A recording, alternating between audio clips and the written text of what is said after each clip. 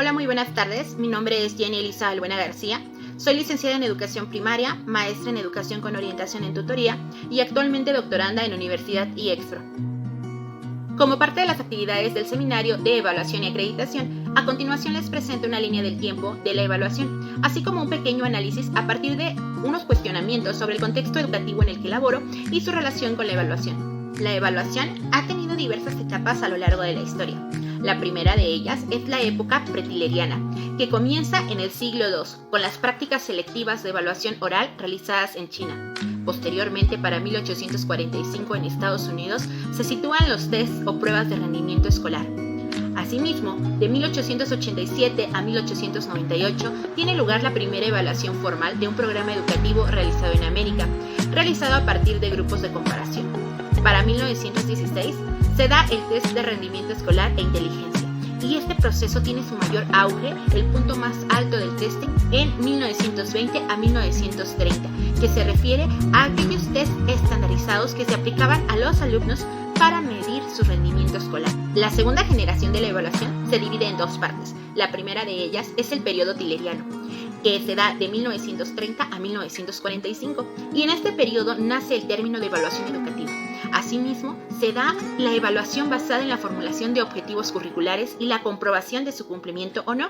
Y a partir de estos objetivos también se da lo que es la evaluación criterial, que como su nombre lo dice, se basaba en los criterios definidos a partir de los objetivos planteados. La segunda fase de la segunda generación de la evaluación es la época de la inocencia, o también conocida como irresponsabilidad social, y se da de 1945 a 1957, caracterizada por tener una escasa contribución para la mejora de la enseñanza, ya que también había una carencia de planes coherentes de acción con referente a la evaluación. La tercera generación de la evaluación es la época del realismo, que se da aproximadamente de 1960 a 1967. Y esto tiene varios aportes a la evaluación, como es la rendición de cuentas, que actualmente la vemos más visualizada en los reportes de evaluación entregados a los padres de familia.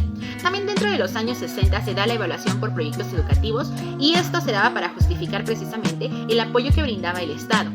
Por otro lado, dentro de este periodo se da una responsabilidad del docente ante el logro de objetivos en educación.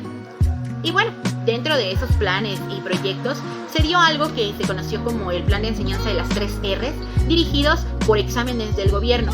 Y esto estaba centrado principalmente en habilidades básicas para el aprendizaje, como lo es la escritura, la lectura y aritmética. Estas herramientas las vemos también muy enfocadas actualmente en algunas evaluaciones, como es CISAT en México.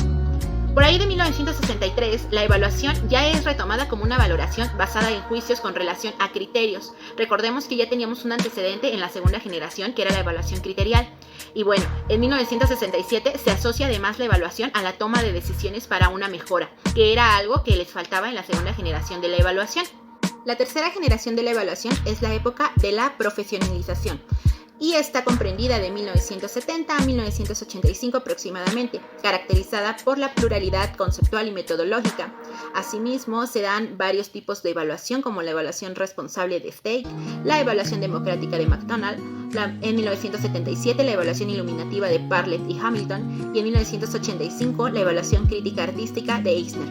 Entre estos años, esta eclosión de modelos origina la evaluación cuantitativa y cualitativa, lo que pues amplía la visualización de la evaluación. La última generación es el nacimiento de un nuevo paradigma, comprendido a partir de 1990 hasta la actualidad, en donde se pretende el uso de técnicas hermenéuticas y el intercambio dialéctico, haciendo una aproximación a la evaluación cualitativa, a partir de un intercambio de opiniones, valores y experiencias de los implicados en el proceso de evaluación. Y claro, usando métodos participativos que den origen a una evaluación ecléctica. De acuerdo a los periodos escritos, en mi contexto educativo he podido observar prácticas de evaluación con características de las diversas generaciones. Un ejemplo de ellos es en cuanto a la generación pretileriana. Las observo en la aplicación de pruebas estandarizadas solicitadas a nivel zona, que se enfocan únicamente en la medición del rendimiento de los estudiantes respecto al resto del grupo. En cuanto al periodo tileriano, las características de evaluación de este periodo son solicitadas de manera permanente a nivel institucional, pues se basan en los objetivos curriculares, también conocidos como aprendizajes esperados o aprendizajes clave de los planes y programas 2017. En cuanto a la época del realismo, se retoma la rendición de cuentas hacia los padres de familia y autoridades escolares, además de hacer énfasis en la toma de decisiones a partir de los resultados obtenidos.